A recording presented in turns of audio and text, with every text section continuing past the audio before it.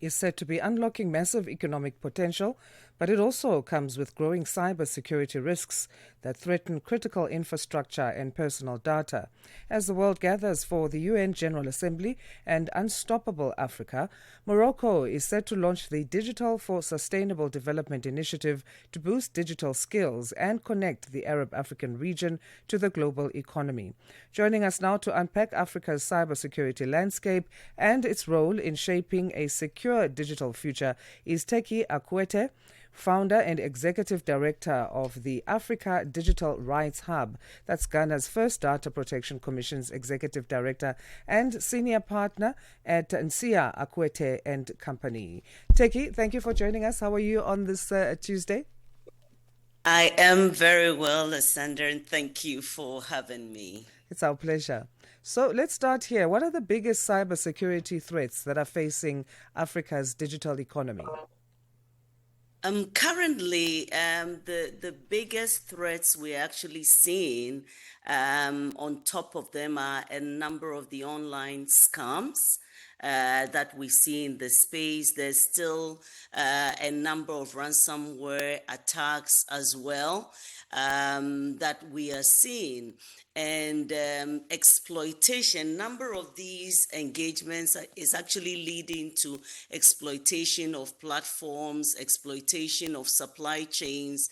And indeed, what we see with almost all of these threats, whether spyware, whether they are data thefts, is that it is also leading to a lot of collection of personal information, which is usually found valuable. So either systems are being denied from having access to these critical information, or individuals whose information have also been compromised as a result of some of these attacks, be it ransomware, business email compromises, social engineering and phishing and the likes.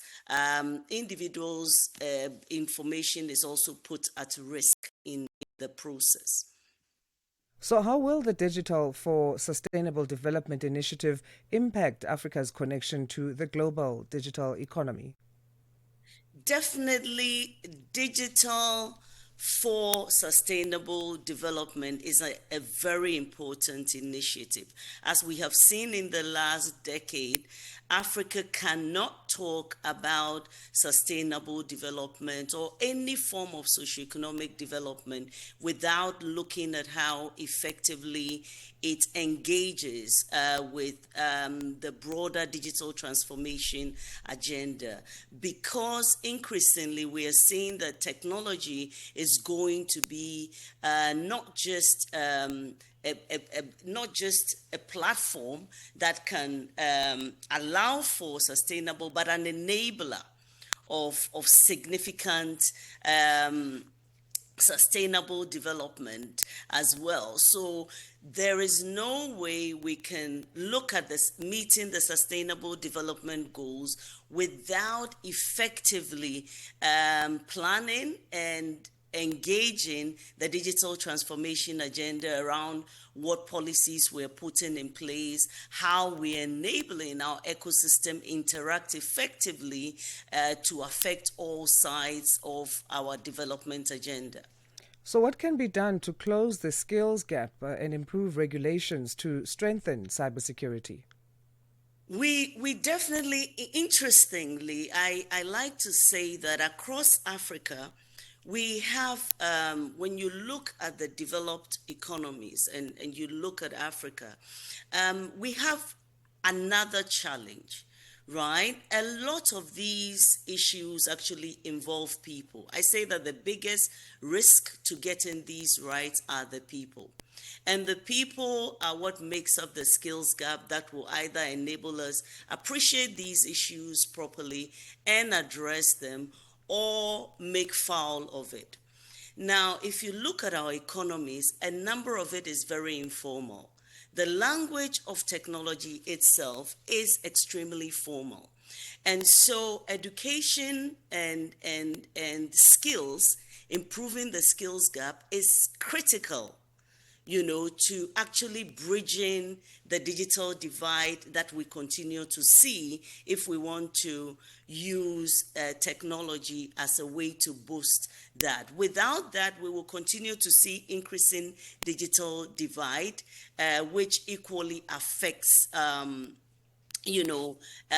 technological advancement in our various economies as well. So, what will the partnerships or collaborations that are most critical be in building digital resilience? So I see the role of civil society as very critical to this. Government is important, no doubt private sector that actually hones and these technologies and brings them to fore is important. But government, for instance, is significant in creating the right enabling environment that actually allows both private sector and civil society to thrive. When it comes to capacity building and engagement, which I have mentioned is very critical, we actually need all the stakeholders, especially civil society, to take up an important chunk of the work that has to be done. We are increasingly seeing this at Africa Digital Rights that, for instance, when you're looking at data protection, which also itself pushes for things like cybersecurity and safety when it comes to protecting personal data, we're increasingly seeing that there is still a significant gap, both for the ordinary person to understand and put in place basic mechanisms actually to protect their information. It's not there. And then you look at businesses, you look at young businesses, which is a critical part of our economic ecosystem, also not having the resources or the knowledge and the skill set to drive that. And these are some of the things that I believe civil society can actually take a lead on in really helping shape the skills and knowledge that is actually required for the sector. Teki, thank you so much again for your time, and we appreciate your valuable analysis. Thank you so much, too. My Teki Akuetteh is founder and executive director of the Africa Digital Rights Hub. It's Ghana's first data protection commission. She's executive director and senior partner at Nsiah Akuetteh and Company as well. Ahoy, matey! Captain here to help.